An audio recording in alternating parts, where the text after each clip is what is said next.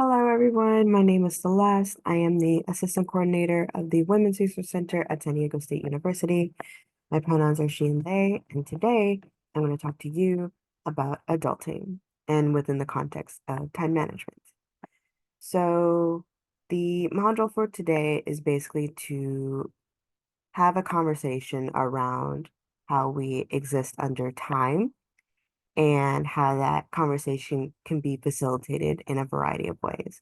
So in this case, for me, this was a lecture I gave to both women and gender equity students and the Pride House students of those respective floors. These are all first year college students. So I was able to have a conversation with them about how we manage our time with the identities that we hold close, and how that might be difficult at times, but how can that be figured out together and reimagined, if you would, too. So on the surface, it's about adulting, but we go a little bit deeper than that. I will begin sharing my screen.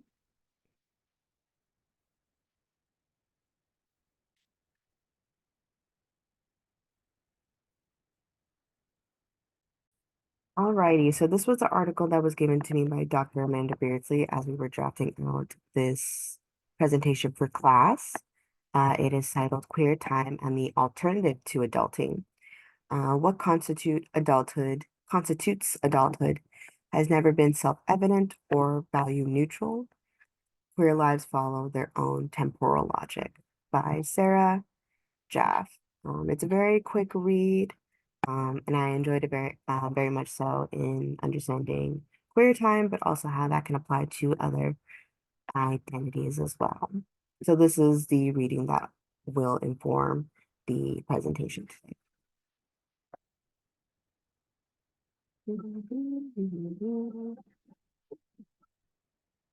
Um, so adulting, let's unpack this and see how we can do that together. So when I was presenting this to our students, my first question to them was adulting, like what comes to mind for you? What are some examples or some kind of understandings that we already had before we dived into the conversation? A lot of them listed paying rent, uh, cleaning their space. Um, I think bills was mentioned many times as the main form of adulting. So as we dive deeper to the definition, the American Dialect Society defines adulting as describes adulting as that it speaks to a generational uncertainty about what it means to grow up, or rather about the behaviors one associates with adulthood. So it's really interesting that the noun adult became a verb. So like once we are an adult, it's much more than that. We are doing the things to be an adult or to prove that we are an adult. Um, and I think as we kind of learn this definition, it speaks to a variety of implications. So in this example, at least, it speaks to the implication that adulting is something that is performed, that it's something we're supposed to be doing at this age, or this is something we're supposed to be achieving by this time. So I think in the sense of achievement with college students, it's achieving to eventually get a degree, and get a job afterwards. Um, as we get older, those are the things. So the expectations that are often placed on college students, as folks get older and progress through that, rather than the idea of adulting being something that inevitably happens, something that happens rather on your own terms or on your own timeline or just in your own way. So I think we kind of compared this implication versus um, this alternative and how that fosters a lot of issues around expectations, right? What are these expectations that are placed on us that we need to perform in order to achieve this concept of adulting? And we can dive a little bit more into the discourse of how adulting and adulthood, the entrance of adulthood is understood, and we can unpack that a lot more. So sociologist Pamela Aronson suggests that 5 objective life events still frequently used in the mainstream discourse to measure the entrance into adulthood. So in this case, that is completing an education, entering the labor force, but becoming financially independent, getting married, and becoming a parent. And Pamela mainly posits that these life events are outdated assumptions based on class and gender. And they fail to consider the ways in which, say, feminism has played a role in whether folks choose to delay marriage or dispose of any of these life goals. So we just kind of read through them together and kind of just gave our initials reactions to it. And I think this is kind of what I gathered from that. Our students and even myself was very uncomfortable and not really desiring a lot of these life events that are kind of placed upon us or expected of us.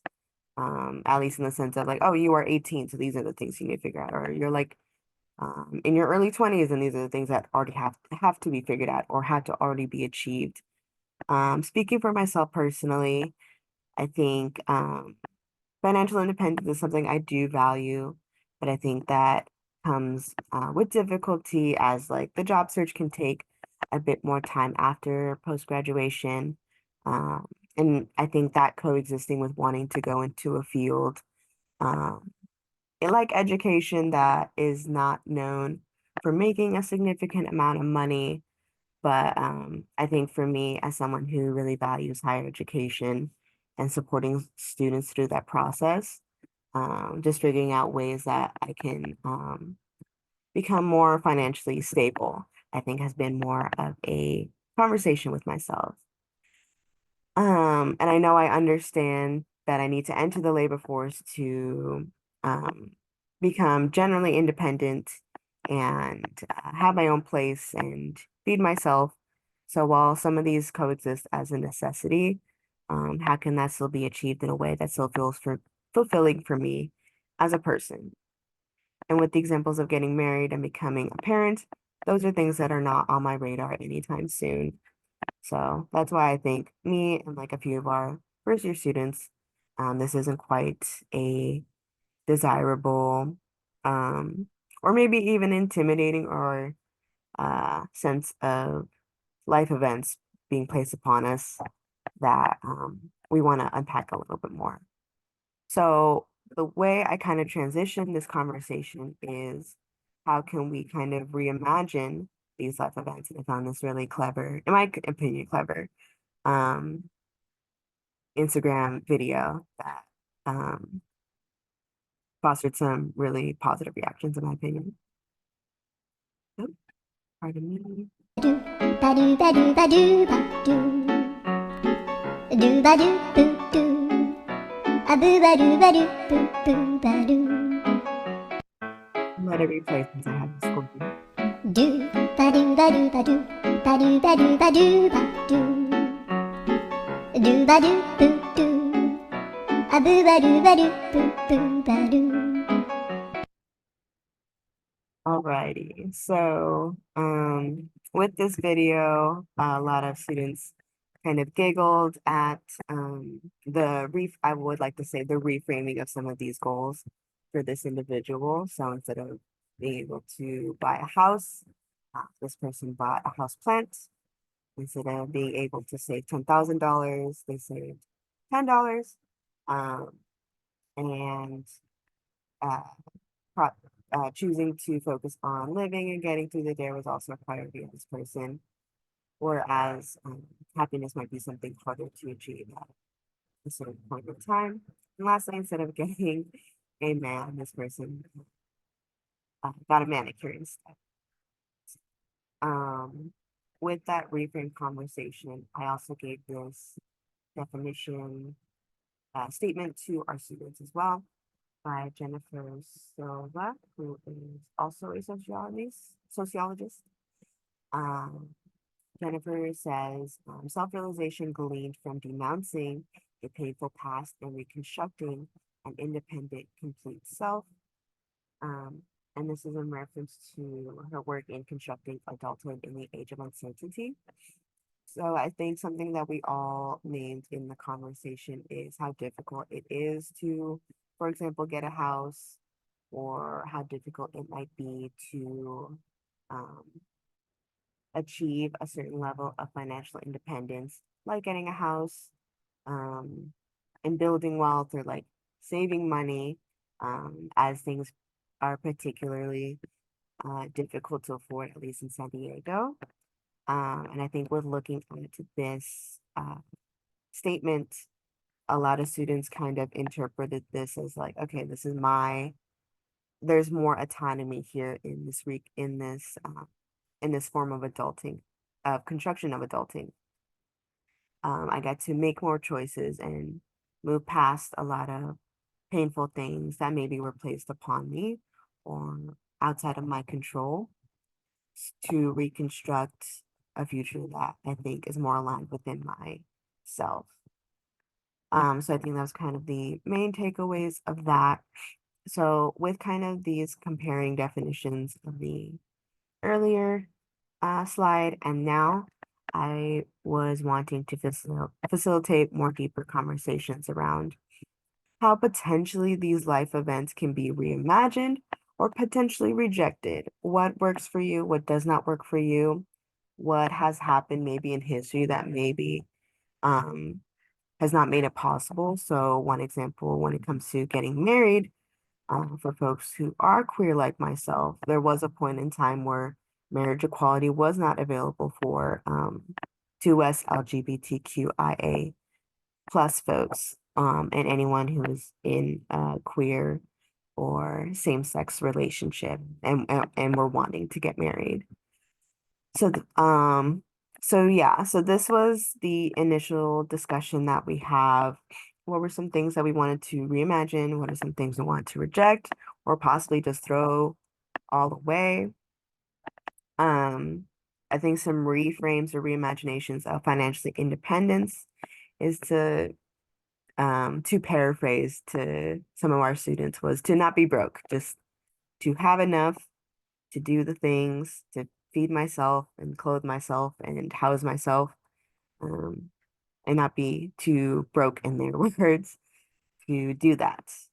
Um, and I think for some other students, in and the families that they have, becoming a parent can also mean having a pet. So just becoming responsible to another being, whether it be an animal, like a cat or a dog, or maybe even a snake if you're into that, or in a more general sense, what else can parenting look like, right? I think other students brought up the option of adopting, should folks want to have children in that way. That can be an option as well. And I think this can also just foster conversations on like family planning too, whether that's something that happens sooner rather than later.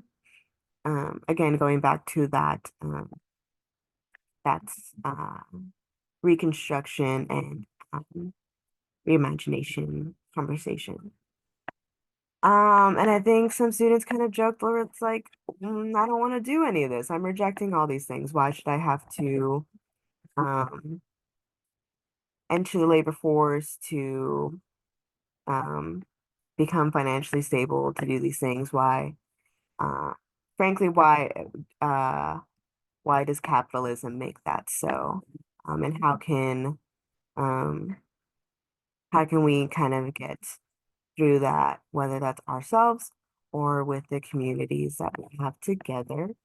So capitalism was very much um the hot topic when it comes to rejecting these five objective life events. Um, and so for me, when it comes to deepening that conversation a little bit more, because I joked where it's like, no matter like how hard I try, no matter how many calendar invites I put on my calendar, there's no way for me to time manage or plan out of capitalism.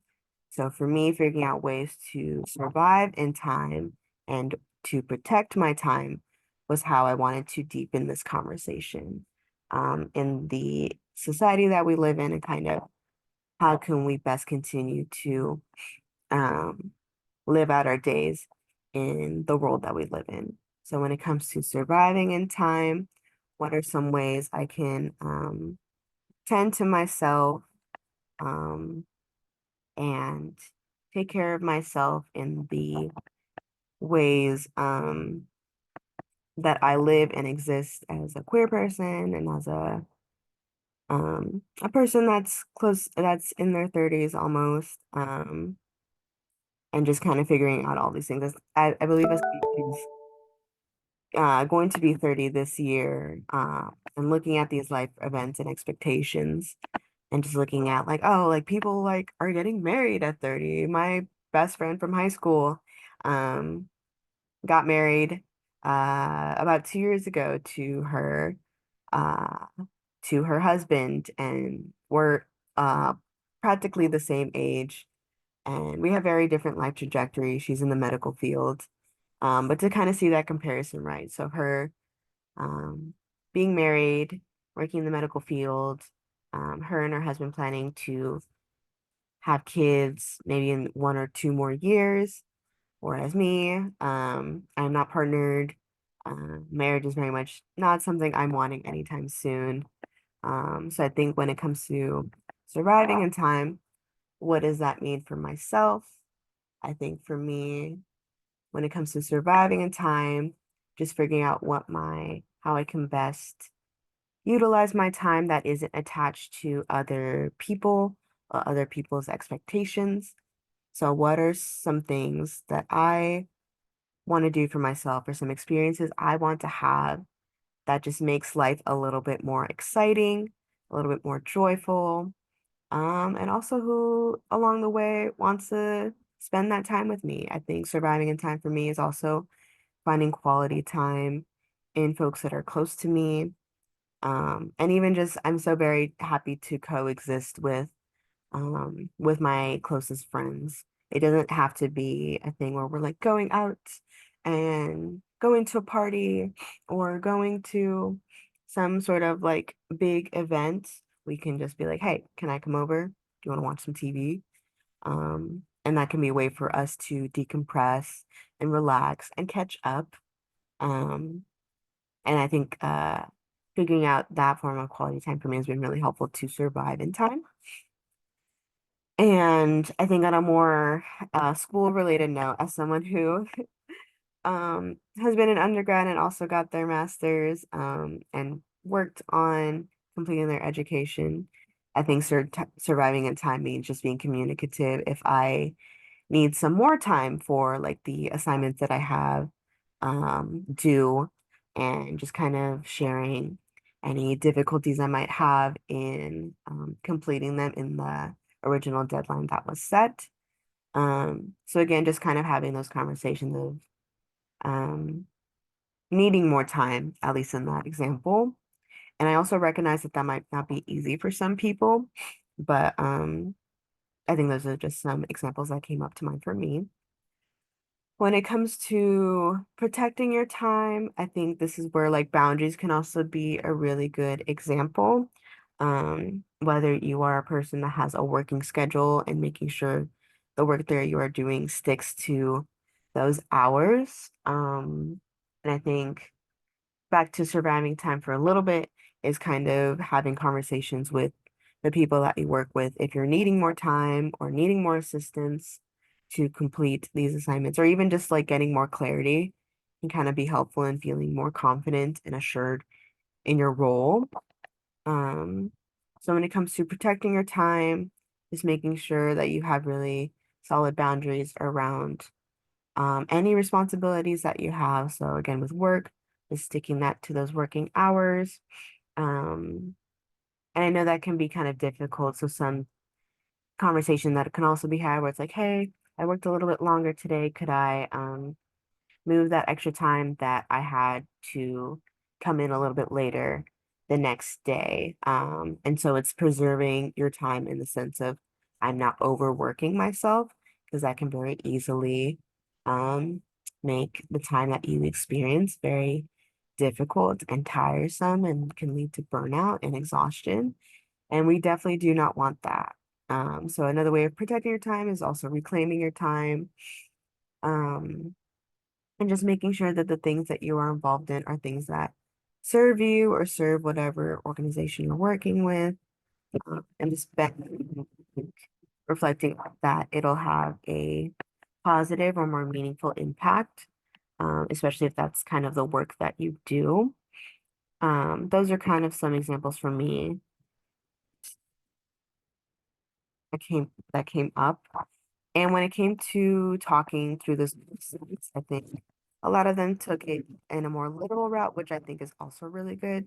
So when it comes to literal strategies of surviving and protecting your time, when it comes to utilizing, say, your Google Calendar, in addition to including the classes and the work schedule that you have and any other responsibilities you have going on, also scheduling break times or times for you to step away from the computer and go outside, and for that to be intentionally incorporated into your daily life, was often what was talked about from our students in a more strategic sense.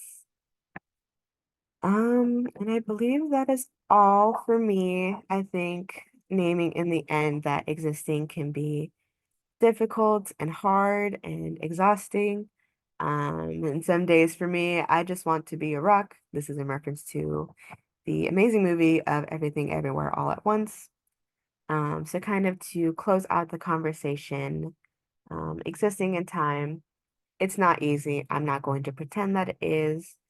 But I think when you have more opportunities to reflect on what you want for yourself and what kind of future you want to cultivate, and seeing what um, general life events work for you as you cultivate that future and what doesn't, and also just being very self-assured that that this is all the choices I make that will benefit me and positively impact me towards a greater, brighter, and more special future. Alrighty, I think that's all I have for you for time management. Um, I want to thank you for kind of watching this video today, and I hope it's helpful, and I hope it helps foster some conversations with those close to you around how we exist in this world, and how can we kind of take some things back and make more um, choices towards a better and brighter future. Uh, if you are interested in getting connected with us at the Women's Resource Center, you can follow us on Instagram at SCSU dot at SCSUWRC. Um, that's where we have a lot of our events, including our Pregnant and Parenting Student Initiative-led events, which will be showcased a little bit later into the semester. So I hope you all stay connected with us and have these conversations. And thank you so much for your engagement.